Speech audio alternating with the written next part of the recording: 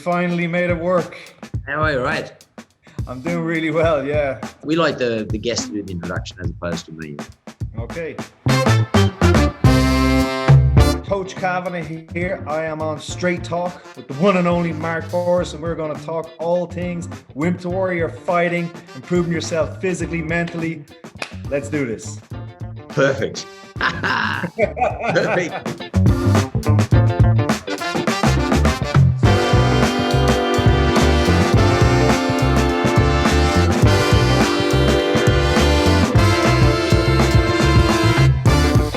John Kavanagh, welcome to what we call Straight Talk here in Australia. And, I'm in the business of talking to people in business, whether you're a self-employed person like one of your mentorees, let's call him Conor McGregor. You're a small business owner, like I'm a small business owner. I mean, I guess your business has grown to be a large business, a well-known business.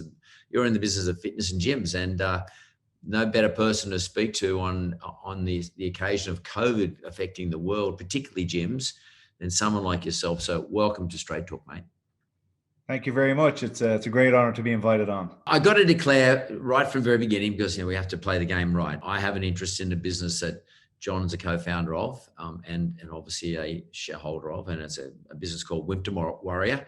And I do want to talk about it a bit later, because that's actually an important part of what you do, and it's an important part of what I believe in. So we'll talk about Wimp to Warrior a little bit later. But I guess I really want to talk about John Kavanagh to start with. You have your fame to some extent, or your gym's fame to some extent, SBG, the gym there in Ireland, and all the other things you do to some extent gets a lot of awareness out of the Conor McGregor program. But what's really important to me is, who the hell is John Kavanagh? Because Conor McGregor became Conor McGregor as a result, to some extent, of John Kavanagh and the gym that John Kavanagh runs and what John Kavanagh believes in. So I want to talk about that, and what's it like to run a small business like that and have someone so giant in the world as McGregor. So let's go back. John Kavanagh, which part of Ireland are you from, mate? I'm from Dublin. You're Dublin. You're a Dublin boy. I didn't know this, but I've sort of became aware of it. Dublin's a pretty tough joint. Tough things happen in Dublin. It can get a bit on the edge. I mean, there is that I watched funnily enough, I watched a really interesting series called Love Hate, which was brilliant. It's a brilliant series. Like I was addicted to it, right? And it's about Irish gangsters and the shit they did. And it was pretty full on. I didn't realize Ireland could be so violent and so full on. That world tends to stay within that world. Like we do have, unfortunately, regular-ish gangland killings in Dublin and surrounding areas, but it tends to be one gangster killing another gangster. There's not too much spilling over into regular life, thankfully. But sadly, like a lot of big cities around the world, we have, there's drug issues and so on. So there's always going to be factions trying to fight for the big areas to sell in, and that's what it tends to be is teenagers and guys in their 20s, sadly falling off the right track and getting sucked into these gangs, and it doesn't end well. Because the tradition of fighters in Australia, the tradition, not so much in the last five or 10 years, but prior to that, all the great fighters like Jeff Fennick and Anthony Mundine, a lot of them they've come from the wrong side of the tracks. And a lot of them actually have not underworld, but like gangster associations. Like we have bikies in Australia and all sorts of things like that. And they tended to infiltrate the fight game here, at least the boxing game, not so much the UFC or the MMA game, but definitely the boxing game. Is that something that you experience like in your gym environment in Ireland and in Dublin? I mean, and is that where you came from, or you come from a different environment?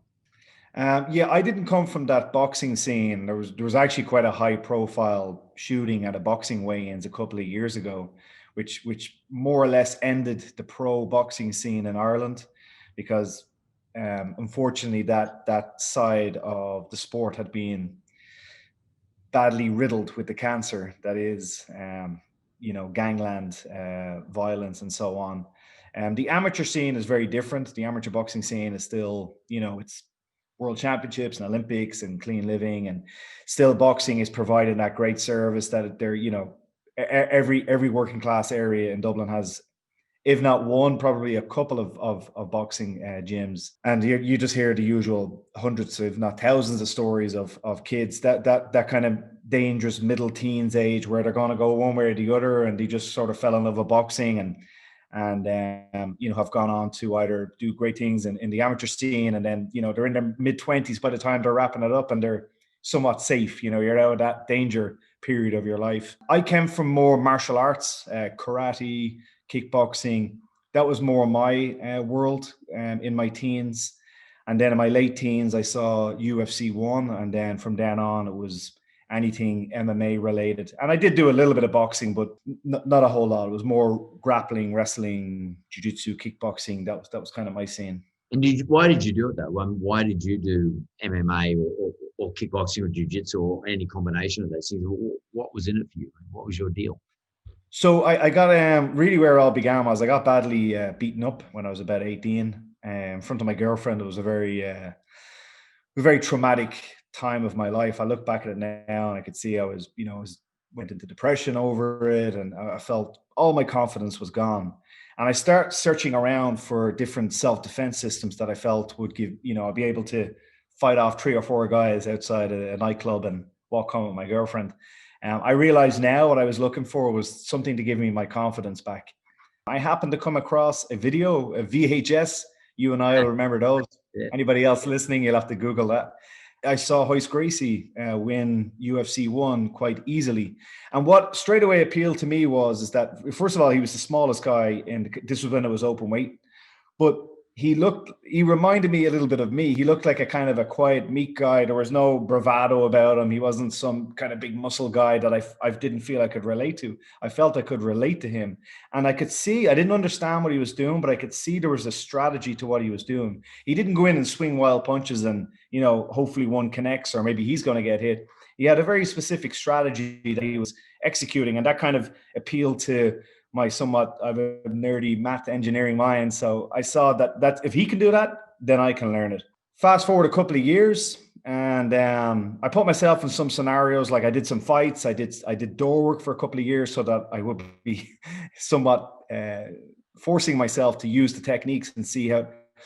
And then by the time I was in my mid-20s, I was kind of done with all that, and I realized I'd got what I was searching for, and that was self-confidence. Mixed martial arts gave me self-confidence. Some people get it through public speaking or dancing or weightlifting or whatever. For me, the vehicle was mixed martial arts. It was fantastic for me. And then in and around about that time, I happened to get a group of real kind of motivated, self-starting, somewhat obsessive young athletes in their mid-teens, and Conor being one of them. And suddenly the sports side of what I was doing started to become a little bit more important. It's kind of almost hard to imagine how small mixed martial arts was in Ireland in 2000, 2001, 2002. Maybe not a whole lot different than Australia, to be honest. It was very much a fringe sport. And if you were around 20 years ago, there was no thought in the back of your head like, oh, this is a career. I can have a big gym, or I can train a squad of fighters, because even the guys making, championship fighters back then were not making much money at all. So I never really had a plan in my head that like, okay, this is going to be a career. It was very accidental that it all just kind of happened. But I got this group of young guys and girls that were very, very enthusiastic, and I'm a little bit obsessive about things, and they were a little bit obsessive about things, and we just got quite good quite fast because it was all we did, it was all we talked about, it was all we thought about, and we did very well on the national scene. And then we started traveling to Europe, and then for Conor it was 2013, so 8 years ago he had his UFC debut, and then here I am talking to you. So I guess things have gone well. Well, yeah, but like, maybe you're being a bit modest there, but you also have a degree in mechanical engineering, is that right? Yeah. Yes, sir. And you mentioned mathematics. Obviously, mathematics plays a big part in something like that. Why is it you decided to go into a gym and you didn't become a mechanical engineer, or did you? Or were you Yeah, a mechanical engineer for a while? much to my parents' sadness. But I started getting more and more serious about MMA basically year one in uni, and it took me 5 years to get my degrees. When I graduated, I was like, I guess I was 24 maybe. And I figured I'd give it a year. I opened up basically around about a 40 or 50 square meter. It was a garage at the back of somebody's house where like the roof was coming in and there was no toilet and it was like proper freezing cold during the Irish winter, which is about 9 months long. So it was pretty tough. And I figured that if it didn't work out after a year, that I could, get a real job. Because Well, I guess you that's had a backup plan. You had a university degree, which was your backup I plan. did. I had a good degree, and I had gotten pretty close to working for Boston Scientific in the R&D department. I got down to the last two in a fairly major interview process, which would have had me emigrating to Boston. It's one of those kind of your life goes in two paths, and there's Man, the 44-year-old John Kavanagh in Boston with a couple of kids and and a family it's on totally some other different. And you'd universe. have one of those jackets with a patch on the sleeve. So, Yeah, absolutely, absolutely. well, I find that sort of quite fascinating because I mean I think the guy is it Eugene from Auckland gym, City Gym in Auckland. He's a lawyer and he's got one Oh, of I the didn't know that. yeah he's got one of the big successful gyms as well. Obviously he has a Oh, lot he's of fighters coming out. incredible. Yeah, I didn't realize he Um, was a lawyer. and it's interesting to see people with professions sitting at the back of them go into like gym. I mean, it's a big crossover, and I can imagine. I'm a parent. I've got 4 sons. I can imagine I'd be saying to my sons, "What are you doing? You've just done a university degree. In case of Australia, we have to pay for it. I don't know what the deal is over there. But we have to pay for it. So I'd be saying to them, like, what the fuck, why aren't you? Why are you doing something in that regard? Because gyms are a pretty tough gig. I mean, they aren't easy to run. I've got a gym here, and I have an interest in the gym here in Sydney, and it's a pretty hard gig. Say someone like you, I mean, you're learning jiu-jitsu and you're learning MMA and as I understand, you're the first black belt Irish, first person I think at a BJJ black belt. Is that right? Correct. Yeah, Yes. So you're studying this sort of stuff. You're studying for your mechanical engineering degree. How much of your way of thinking, in other words, your thought process as a mathematician, mechanical engineer, or an engineer generally, because engineers think a certain way, with the greatest Yeah. respect. How much of that did you use and apply to running your business and or learning how to become proficient at MMA? I mean, how much of your thought process was influenced by your university degree? Yeah, a lot. I'm certainly jealous of Eugene. I think being a lawyer would have been a lot more useful for me. But that wasn't my road. But certainly, engineering teaches you how to learn, and that was important for me because when I started Brazilian Jiu Jitsu, there was nobody doing it in Ireland. I was pretty much the first one to do it. I was very lucky that I met a great judo player, Andy Ryan, and he happened to be very good on the ground as well. Like most judo spend most of the time just on the throws. There's not a huge amount on the ground. He was exceptional on the ground as well. So that I was lucky with that. But even just putting the lesson plans together and how to get a group of people from level 1 to level 2. Like I had no background. I had no sports science degree. I hadn't played sport myself at any level we're talking about. So all of that had to be kind of learned from first principles. And certainly, like I said, engineering, it can be quite general. When you graduate as a mechanical engineer, you can end up in numerous fields. So I believe what they aim to do is to teach you how to learn. So no matter what you go into, you can pick it up quite quickly. And that's what that I felt that was certainly a help for me at the beginning. You said there about applying it to my business. I would be honest and say I wouldn't have considered myself a businessman until maybe 3 years ago or 4 years ago. I was obsessive about sport. I was obsessive about how to get people skillful as quickly as possible and trying to learn the other areas, including, nutrition, strength and conditioning, and so on. And it wasn't until my late 30s that my own coach, Matt, started really pressuring me to apply some of that effort and attention towards ensuring that I had a decent business. I was I was still single, no kids, into my late 30s. And then I met someone and started getting serious. I wanted to be able to buy a house and buy my gym, buy the building that my gym is in, and start getting a bit more my feet, a bit more real, and start having some sort of plan if whatever was to happen with MMA happened, and at least have a stable gym, a stable gym running as a stable business.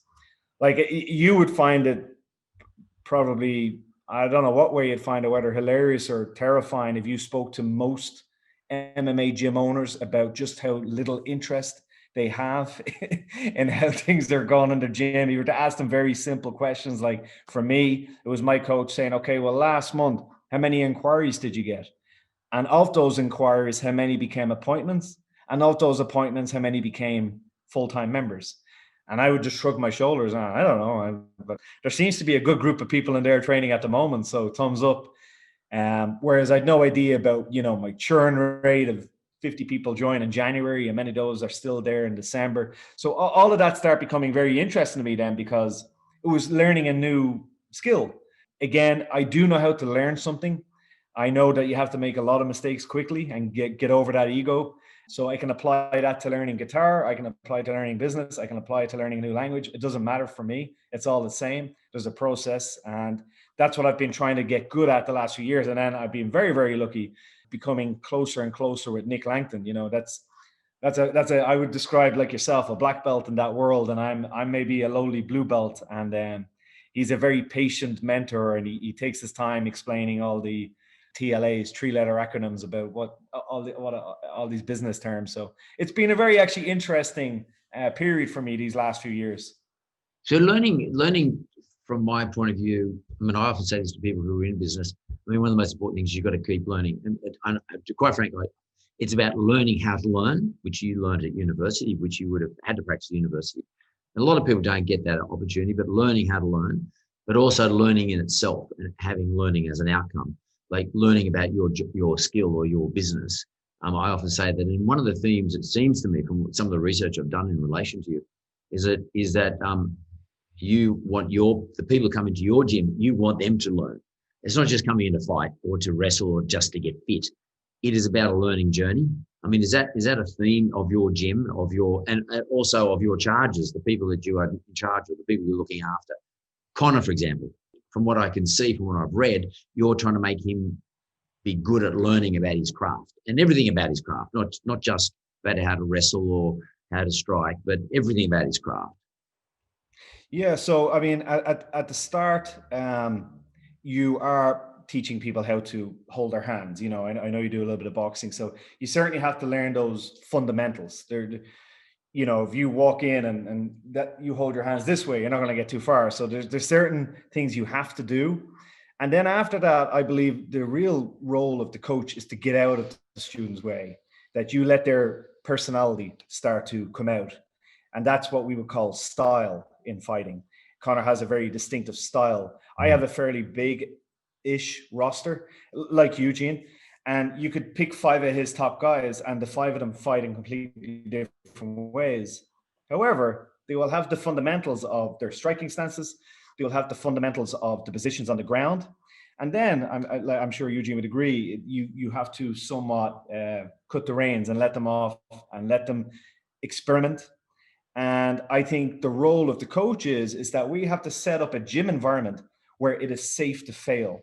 That's what I tried to do early on, is get them failing fast, but failing up towards success, failing up towards improving, rather than failing down towards quitting, because it's, either the challenges I'm setting them are too hard or their ego just can't take it. Whereas if you've learned early on, and jiu-jitsu is a great vehicle for this, is that you learn how to tap. You get caught in an arm lock and a choke, and it's kind of a really fun game, because although an arm lock could be a devastating technique in a self-defense situation, you break someone's arm, in the gym environment, you tap, you smile, you say, okay, motherfucker, I'm going to get you next time. And then you go again, it's a lot of fun.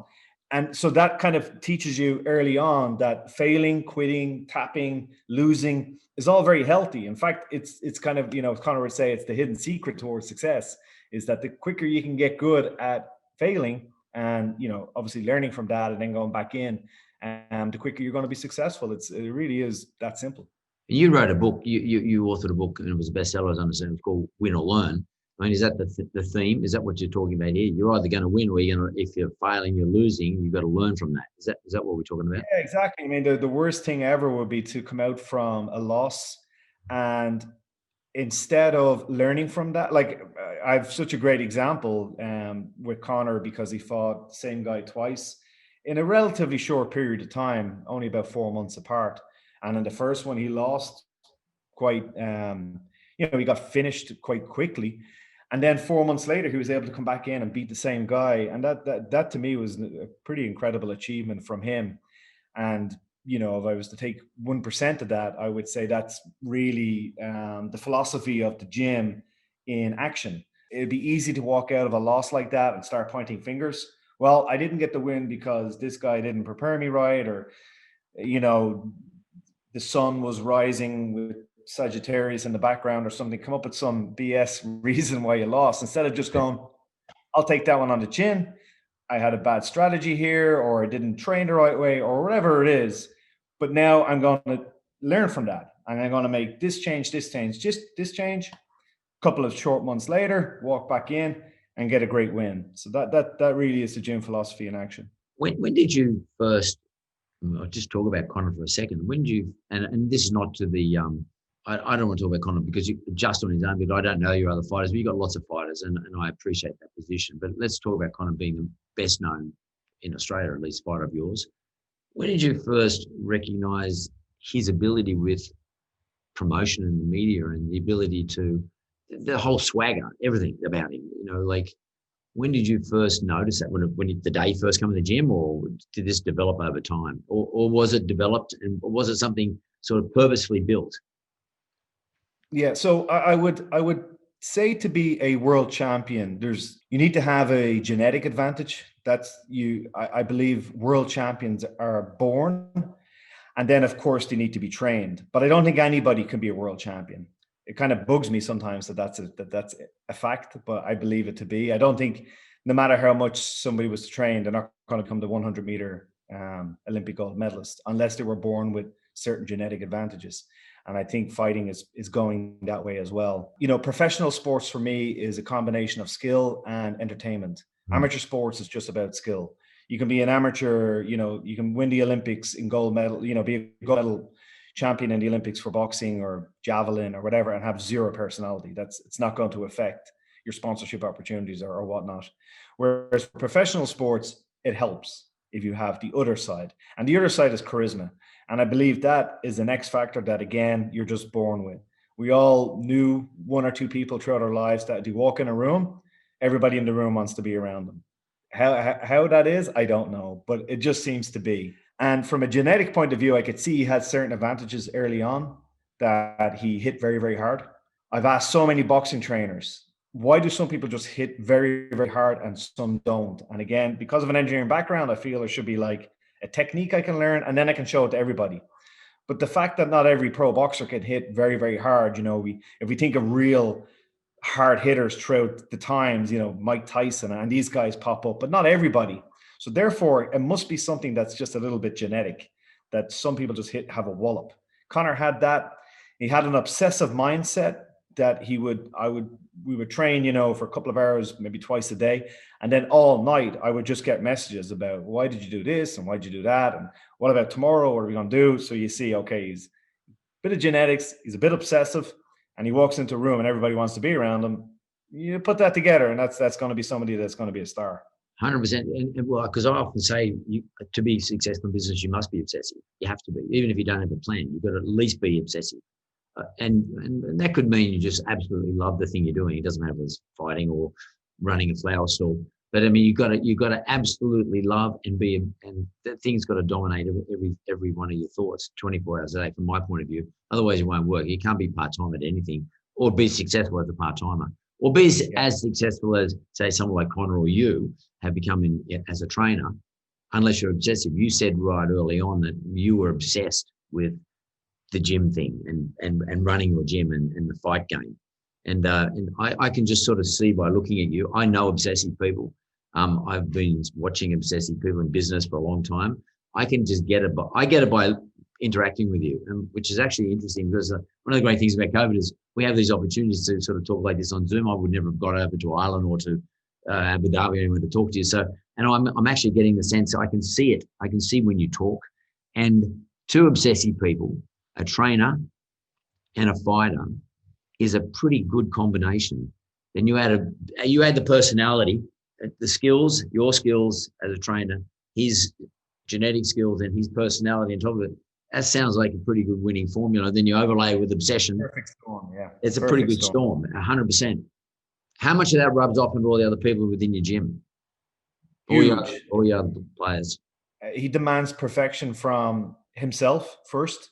He's going to be his own worst critique, and then he'll demand it from everybody around him.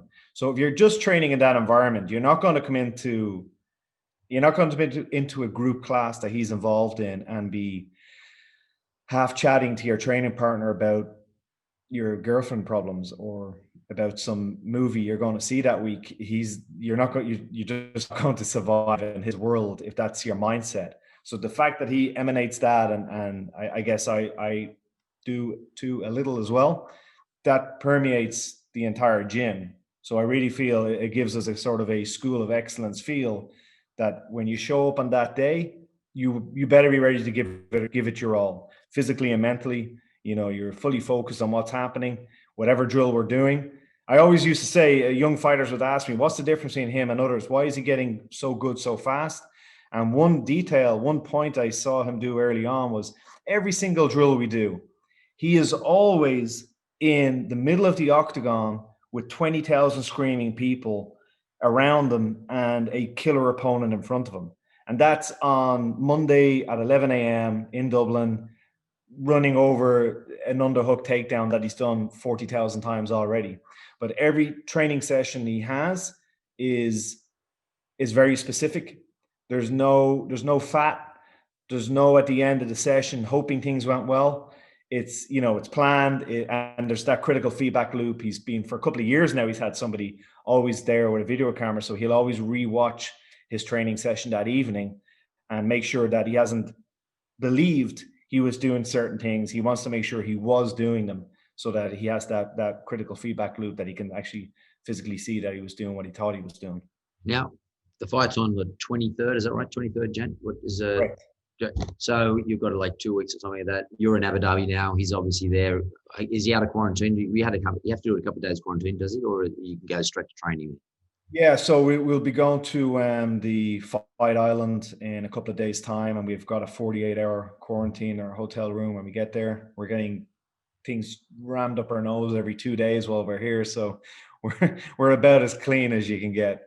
Of course, he's got his opponent Dustin coming up in a couple of weeks' time. Everybody's saying Dustin's not the same man as he was. How do you prepare?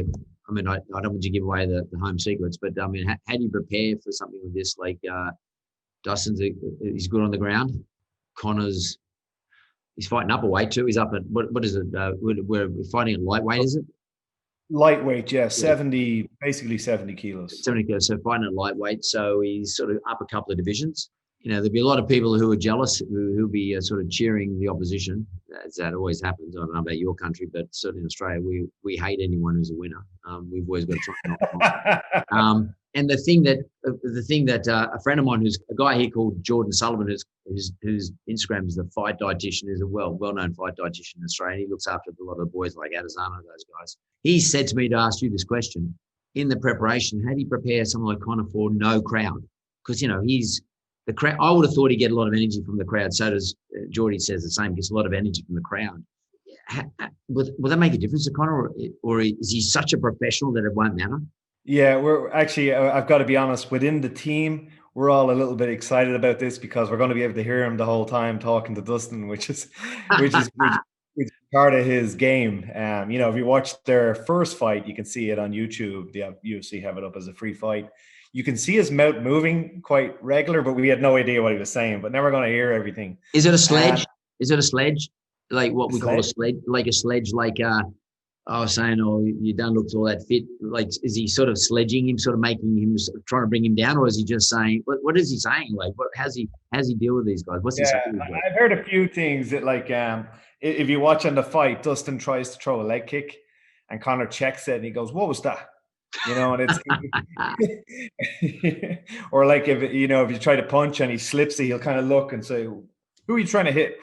And it, he's a master at that. And I think maybe Aussies is the same because when he started fighting Americans and he would be so quick at comebacks in press conferences, they just looked lost.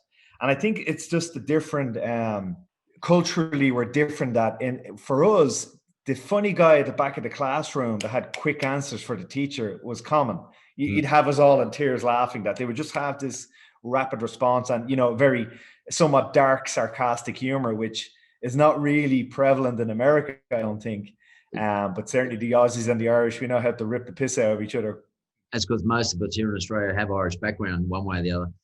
There you go. And it's probably a genetic thing. And it's funny because Americans are very conservative and very polite, very well mannered, very, very polite, generally speaking. They probably would find it difficult to be able to deal with that sort of, we call it larrikinism here in Australia. Like it's always been a smart ass, and sort of taking the piss, pretty much. But not in a sinister way. We just, just fucking around, like just fucking you with, don't exactly. It's okay, it's all cool. Relax.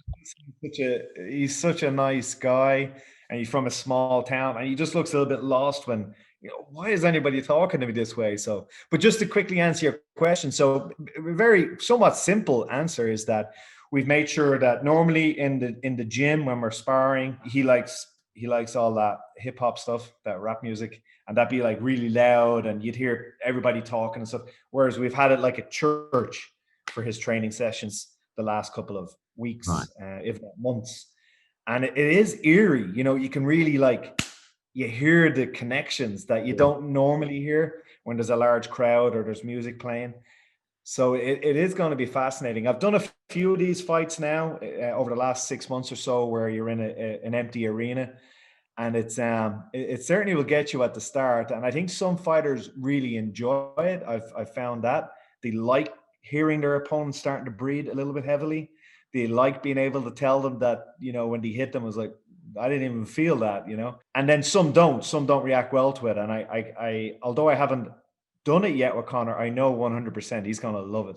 He's going to love being able to hear every impact, being able to tell Dustin that things are starting to go bad for him, and just chipping away at that confidence, And how's he feeling, by the way? Everything's all good. He's feeling good. He feels strong. He looks big. He looks, to me, I mean, I've seen him like over the last 2 months. He looks bigger than I've ever seen him before. He's in phenomenal shape. He wanted 2020. It was not the best year for any of us. And he certainly had big plans. He started off with a fantastic win against Cerrone. Yep. And he wanted a couple in during that time. And then, well, we all know what happened. But luckily, he did actually keep a fairly strict training regime for the entire year. So this training camp, you normally think 6 or 8 weeks. It's been 12 months long. So Dustin has really stirred up a hornet's nest. He's facing a different animal altogether. And what about that? What about you guys have a like a face off and all that sort of stuff? I mean, is he sort of going to work him over? You know what? I think if you asked him right now, I think he would honestly say he doesn't know.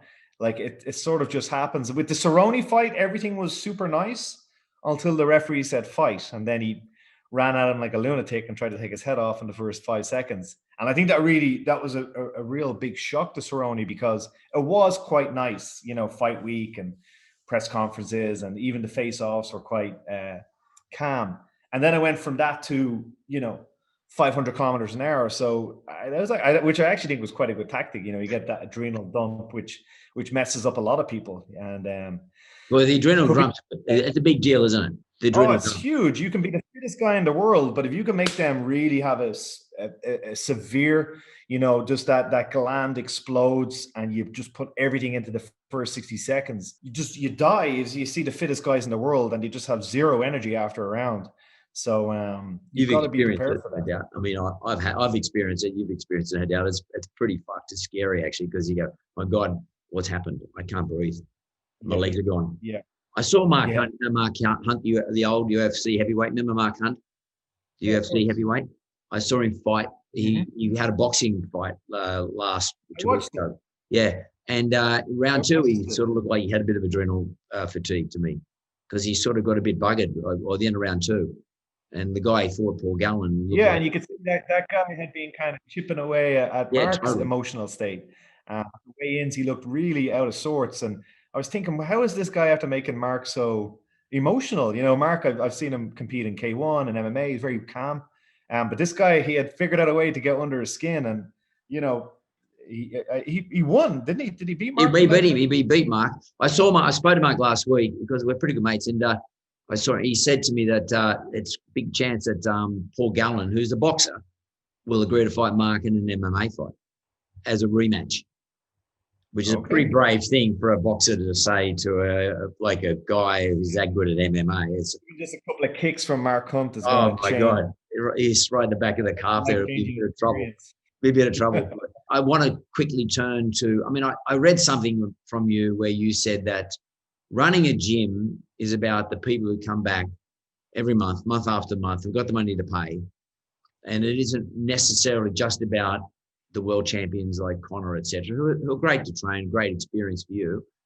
But at the same time, it's about the local dentist who maybe wants to have his first fight, or at least have something to train for. And that's where Wimp Warrior comes in. I think it's a brilliant concept, which is why I invested in it. Not just because I think it's a great business concept, but I think it's a great thing for someone like you as a co-founder to come up with, because, 20 weeks training for an event and then actually meeting your fears and actually going into that event, that's in the adrenal dump, the whole experience for these people is a great thing. You want to just talk about the whole philosophy behind why you were a part of the co-founding of that and what it's about, why you love it? Certainly the stories we're getting back from people that have completed it, because there's one thing about a physical transformation. You could do a 100, basically it's 100 lessons. That's the length of time for a program. And if you do 100 lessons of weightlifting with some adjusted diet, you could get quite dramatic before and after pictures. And we certainly get them, and they're always good to throw up on Instagram. They're very visually grabbing. But that side of it is probably the least interesting side for me. It's the real growth, internal growth, and it's kind of going back to what got me into mixed martial arts in the beginning. That I was sort of bullied, not terribly, like maybe a little bit more than the average going through my school life, and then I had a fairly traumatic experience outside a bar I told you about, and I went into mixed martial arts, and it made me who I am today. Absolutely no doubt about that. And to be able to do that for tens or hundreds or tens of thousands of people, because that's the stories that really got me very excited and very pumped about this, was the private messages that would be sent to you saying, I'm after coming out of an abusive relationship, or I'm in a job that I hate, or I'm in a rut that I just can't seem to get out of.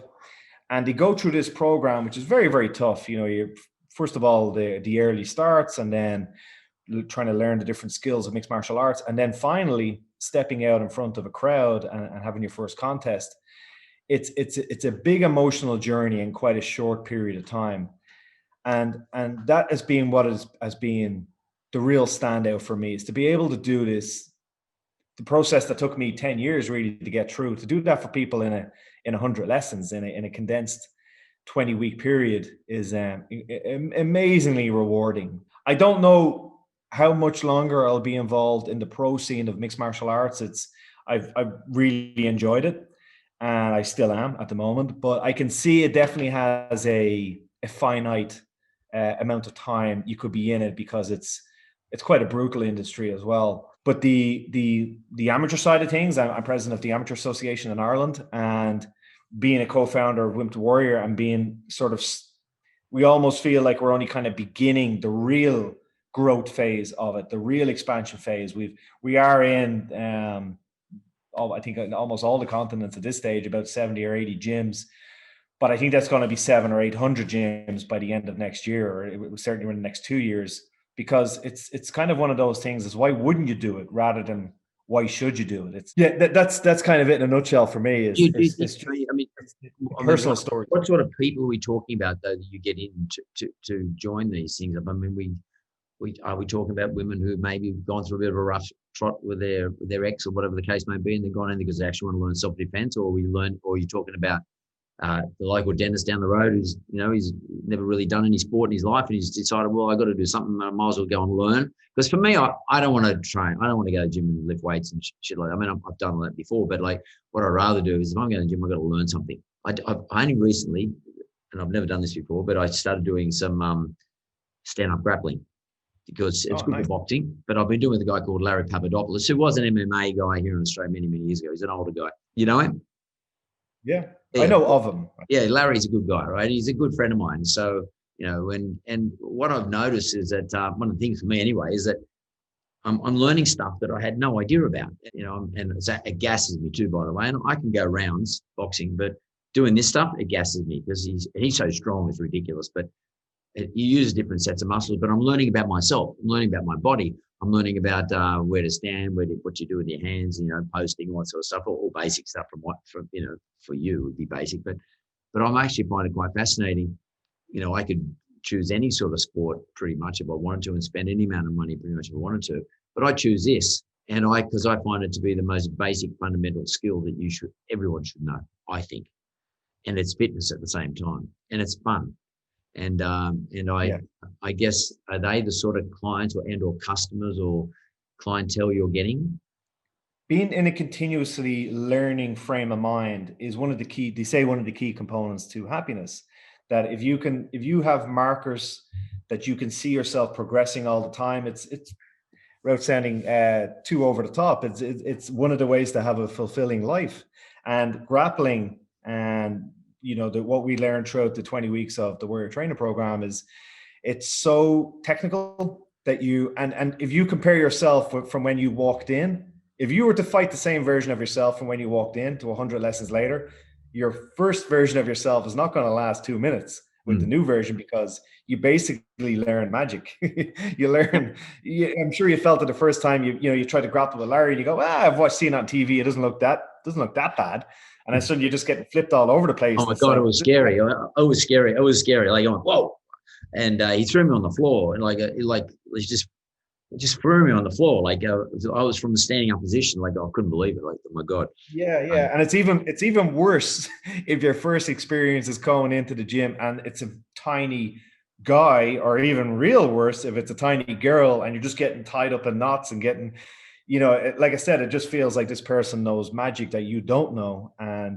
But it's learnable, and you start on this journey, and that's another thing I like about the program, is that you get a group of people starting together. If you go to a regular MMA gym, you're just a beginner on that night, it's kind of hard to make connections with people, and maybe that person is a few months ahead of you and so on. Whereas this is like 30, 40, I have up to 70 people starting my seasons.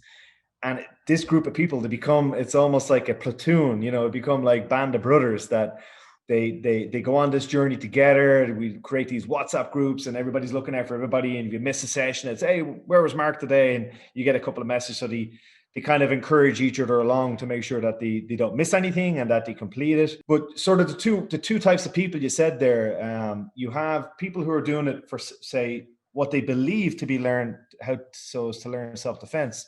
That's why I thought I was doing it. What I was actually doing was trying to learn self-confidence.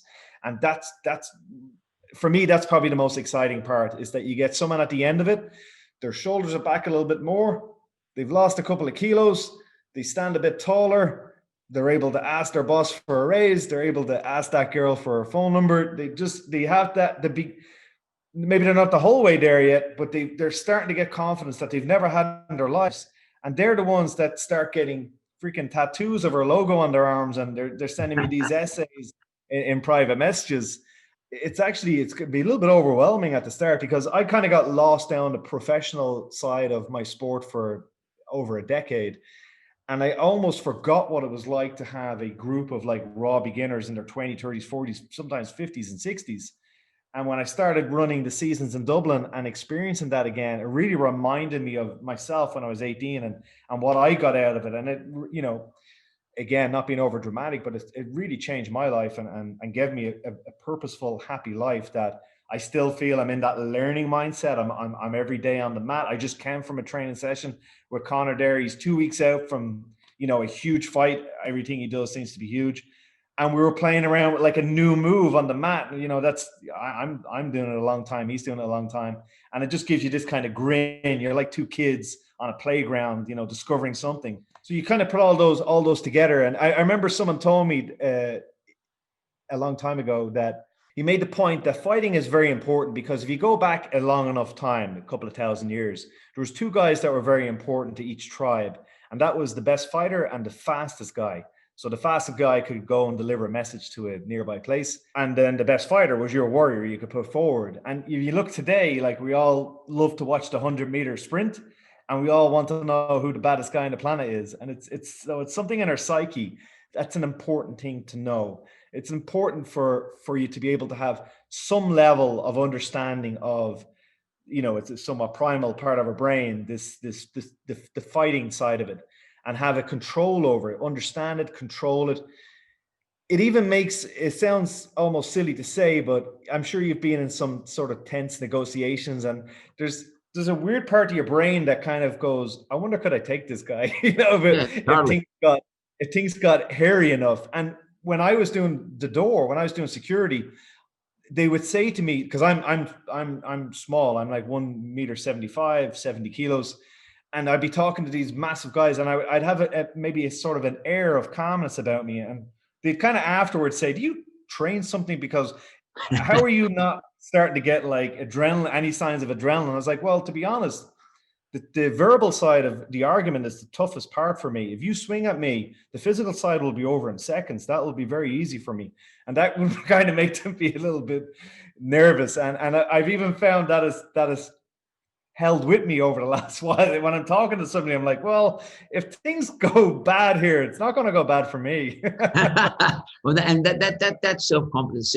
What I think is really important here for our listeners. What's important is that, and I say this to a lot of people, if you've experienced, as you have, and I have experienced something that was very good for your life. So in your case, you experienced the self-confidence as a result of learning how to wrestle and or just learning how to fight, do MMA. You built self-confidence as a result of that. And I learned from some other people, and you learned from somebody taught you. You had a great teacher. And I had a great teacher in business. I had a very famous Australian guy taught me in business. And, you know, as a result of that, he and I did some great things in a big sense. And he taught me a lot of things. And as a result of that, I feel as though I'm obliged to pay that experience forward and or get people like yourself to share your experiences with my audience so that they can learn from the best, say someone like you and or other guests I have on. What you're doing in your business, you're paying forward. You're paying forward self-confidence to those people who probably don't have self-confidence. And that's, to me, I think to me, that's the greatest measure of success as a businessman or a businesswoman. If you are ultimately in the position to pay forward the very thing that you got out of the business in the first place. And that's what you're doing, whether it's a Winter Warrior, whether it's helping out your elite fighters, mucking around with Conor 2 weeks out of a fight, trying to learn a new move, just stuffing around with him. That's, to me, that's the definition of a successful business person. And for me, it's not about the money. I mean, it's great making money, don't get me wrong, but that's important. But it's about being able to pay forward and have that understanding that you have got something you can pay forward. And that's something Yeah. you've got. Yeah, you're spot on there. And like you said, money solves money problems, but it won't fix anything else other than that. It's up to you to fix the other stuff. And that's what I've gotten from my journey with mixed martial arts. And that's what this new vehicle that now I'm starting to become obsessive about Winter Warrior and about trying to share that with as many people as possible, because I know it's not a guess. I've done it for so long now, and I've done it with so many hundreds, if not thousands and thousands of people. And I've seen where it's brought them after a specific length of time training, emotionally and Yeah, it's hard sometimes for me to put this into words. It's more like a feeling, and like I said, I've just had so many people come up to me at the end of, now that we have it in a very structured manner. Before it was just like, okay, well, just join the MMA gym, and day one you might be sparring, and day two you're doing whatever, and then most would drop off after a couple of weeks. The training was just a little bit unstructured, and there was no real, not that I'm a fan of goals, I'm actually quite against goals, but there was no real end to it. Whereas now it's a very structured 100 lesson course, and you're going to learn this, and at the end of it, you have a challenge, and you'll see physical changes. You'll feel the personality changes. It's that's going to keep me going for the next couple of decades. That's what I want to really throw myself in. And like you said, the more people I've coming up to me at the end of it saying, I don't want to say at the start, but I joined this because I was bullied in school, or I've been bullied in work, I've been bullied in my relationship, and now I feel a little bit more self-confidence, the ability to stand up for myself, to say if I'm not feeling comfortable in situations, and be comfortable walking away from certain toxic people. That's incredibly rewarding to me. Sort of rewarding for me just to be able to sit here and listen to, like, you're a bright person, you're a smart guy. I mean, you're and your fighters, take for example someone like Connor. He, like attracts like, I think. So he's a smart guy. He's a fighter, but he's a smart guy. Don't give me. He is a very, very intelligent guy. I know Alex Volkanovski. They look at him. He's not great on the gab, but he's a smart guy. I mean, I've spoken to him many, many times. He's onto it. He knows it. When you can have a business life like you've got, and surround yourself with intelligent people who know what they're doing, who are passionate what they're doing, and you can sort of smile to yourself about their obsession. For me, when you get involved in those environments, like I'm talking to you now, and you do every day with Connor, you know that you're sort of fulfilled something in your business life. You're fulfilling because, like, sometimes business can become really dull. You're going to doing the same thing every day, turn up every day, doing the same shit every day. Wake up at 4:00 in the morning, and Jimmy Cricket starts scratching his legs over your head, and you think, "Fuck, what am I going to do? I've got to fix this. I've got to sort that. I've got the taxation department chasing me, whatever it might be." There's always some shit going on. There's always something going down, and everybody's listening. I want you to know this. Like, I'm sitting here talking to John Kavanagh. Our lives are not perfect. There's always some shit going down. There's always something we're dealing with. There's always a bushfire. There's always something going on. But the thing that always drags us back into what we're doing, it keeps us going, keeps us. That's our purpose, the reason why we're there in the first place. And it's having the ability then to interact with intelligent people who are passionate, people who are obsessed, and being able to smile at watching them go through the very things that we've all gone through. That's the stuff that I think our listeners, your listeners, and my listeners, just I want to say to them. John Kavanagh does this sort of thing all the time. And the thing that keeps him going is just the little wins, the little small wins. Watching someone come out of it feeling good. Watching, it's not the money they pay you. It's just watching the little things that you'll pick it up. John Kavanagh will pick up. You'll see somebody the other day who thought when they first walked into the Whip to Warrior program, you thought maybe they won't make it. They're probably going to tap out with this because it's going to be too difficult for them. Then you see them after week 12, 13, still there. That'll just ring a little bell for you. They're the little wins. They're the little wins that keep blokes like us going. Or otherwise, you might as well just give it away because it becomes boring. Yeah, absolutely. And it's kind of, it's somewhat why I'm against goal setting. I prefer having a system to feel like I've won every day. I always use the example that if you have a goal to maybe lose 5 kilos and you give yourself 6 months to do it, kind of every day that you haven't hit that target on the weighing scales, you have a bit of a losing mindset. And then after 6 months, you step on the scales and you've made the weight. Okay, you have a winning feeling about you, a winning mindset that one day. But it took you 6 months to get it. Whereas if I have more a daily approach, that today I taught a class earlier on before I come on here, and I can tell you right now it's the best damn class I've ever taught. And tomorrow's class is going to be just as good. I have certain goals I want to hit today with getting a 20-minute workout in, and there's certain meal that I want to have this evening. I'll go to bed feeling like a winner because I'm going to achieve all of that today. So I'm every day feeling like a winner. I feel every day that I've hit certain goals, if you want to use that word. I know people love the idea of goals, so I'll use that word. Whereas I find that takes care of my future. If I'm doing that every hour and every minute, every hour, The days start to form a certain shape. And then my future self, I kind of use the analogy like in Back to the Future, he's playing the guitar and he sees the picture of himself starting to form. That future self, whether that's somebody training another couple of world champions or that person, the Winter Warrior has gone absolutely nuts and it's in every gym in the world. Have another few kids, whatever that is, it will take care of itself because I'm in a winning mindset every hour of every day. And when I'm in that frame of mind, things start happening much more much easier. Can I ask you one quick final question, Blake, on that? Because that's an important thing. Some people say, oh, well, that's easy for him. But is it fair to say, I do this, I actually look for the win, even if I don't care whether it's negligible. I'm looking, whether it's every hour of a couple hours, I'm looking for the win. I could easily just go, oh, what a shit day. But I'm always looking, what did I, like you just said, I had a good meal. I ate well at lunch. My lunch was healthy. That's a win. Simple. Yep. My kid gave me a kiss on the cheek. The mat speeches I have with the guys about you reaching for the bottle of water over the can of Coke, that's a win. Well done. You achieved something today. Don't lose yourself and like, okay, well, 6 months from now, I want to look like this Instagram person. Like, forget that. Win your next meal. Like you said, you're going to sit down and you're going to take a little bit easier on the fries and you're going to have just a little bit more vegetables.